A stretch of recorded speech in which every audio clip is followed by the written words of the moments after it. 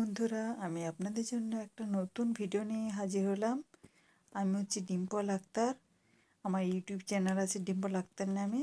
আপনারা সবাই share, comment, subscriber করবেন।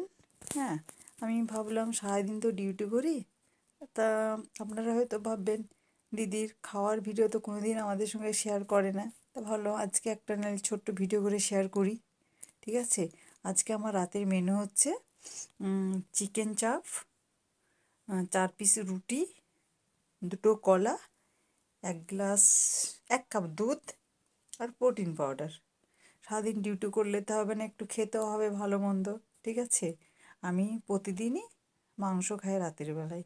ঠিক আছে, তা আমার সিস্টার আমাকে বলে যে প্রতিদিন মাংস খেতে ভালো লাগে। আর আমি বলি হ্যাঁ, আমাকে মাংস খেতে ভালো লাগে, কারণ আমি মাংস নাহলে আমার খেতে ইচ্ছে করে না। সেই জন্য আমি ভাতটা বেশি পছন্দ করি।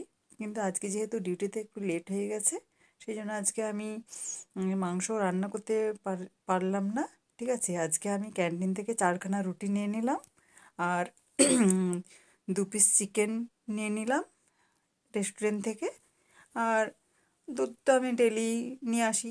হ্যাঁ, দুধ তো আমার না খেলে রাত্রে ঘুম আসে না, সেই জন্য একটু দুধ নিয়ে রাত্রেবেলায় খাই। আর 2 পিস কলা।